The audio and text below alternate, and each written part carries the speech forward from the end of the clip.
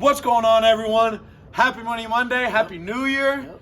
We are here to tell you guys about the dozens results. Dawson's dozen and Diego's dozen. Dawson's dozen did a lot better than mine, with his performance being down negative 23%. Oh, mine was down negative 31%. The S&P was down about 20% for the year. And the tech-heavy NASDAQ was down over 30% as well. So while it wasn't the best year for stocks, we gave it a good crack at it. Yep. And we'll let Dawson tell you what he did right and what he did wrong with his dozen. So before we get in, I think it's important to set good New Year's goals going forward. Looking at your financial picture, whatever you're looking at.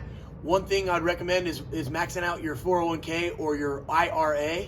Another thing would be looking into getting into HSA accounts. In both of these scenarios, you can invest in index funds through these accounts and get tax-advantaged investing. So I think index funds are easier to choose because they just give you a broad variety of stocks within that index. We tried to pick 12 individual companies, and the disparity of performance was crazy. We had some companies up 40%, other companies down 75%. So picking individual stocks on only a 12-month time frame is not easy, but over the long run, we expect majority of these companies to get back to positive, even though we had a down year. 2022 was brutal, but 2021, 2020, 2019, 2018, we're all pretty dang good years. So you're going to have down years every now and again, but in the long run of history, investing in a diversified stock portfolio is probably a very smart thing to do. So with that being said, the two main winners that I had were Health Equity, which they do health savings accounts for individuals and companies.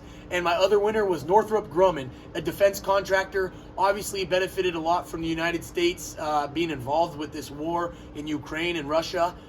Defense companies overall have done well this year. Boeing hasn't done great, down 8%, but overall it's much better than other companies that are down 30%, 50% like your Amazon. So with that being said, I took more conservative companies going into this little bit of a nervous year. Gold, for example, is not a company, but more conservative investment, only down single digits.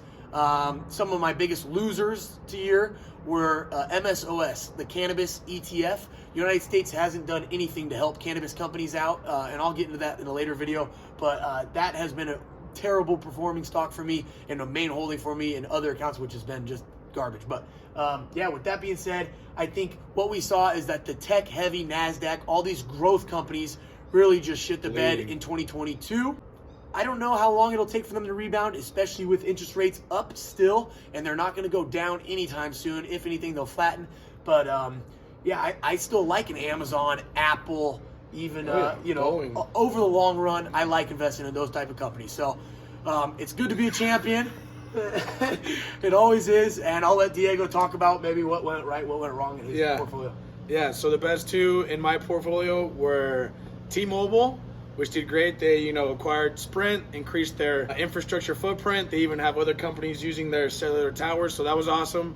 And then Exxon. Exxon was doing great, again, due to the war in Ukraine and Russia being a huge energy exporter. Exxon and overall a lot of gas companies did awesome. So that's a very quick excerpt on what did good. Let's talk about what did bad, and we can talk about this for a while, but DraftKings did bad, Silicon Valley Bank did bad, Roblox did bad. It was all these companies that, like DraftKings, when people had discretionary, just spending more than they knew what to spend on with the pandemic, all these companies did great. Roblox did great. Kids were just cooped up playing video games, and then the economy reopened and interest rates went up and people got a little nervous with fears of recession. So now it's not looking too good with just people spending, and a lot of people are cash strapped. So with that being said, my performance was down 31%, but it goes to show you it's hard to pick individual stocks. Very hard, especially with 2023. Like Dawson said, interest rates are probably not going to go down. They're going to probably either keep going up for a little bit or remain steady. So just inflation, it was a tough environment this year for stocks. Inflation was up to highest in 40 freaking years. I mean, this was unprecedented after the response to the coronavirus and all this. So tough environment for stocks, but in the end, we think there's brighter future ahead for sure. Tough year. Congrats to Dawson. He did great. He was bleeding. Everyone was bleeding in 2022, but hopefully 2023 is a little better. If not, hopefully we all contain our health and good spirits. Yep. Happy 2023. Happy New Year. Happy New Year, guys. Happy Money Monday. Happy Money Monday. Look out for the new dozen, and we'll talk to you guys soon. Hopefully 2023 will be better for us. Woo!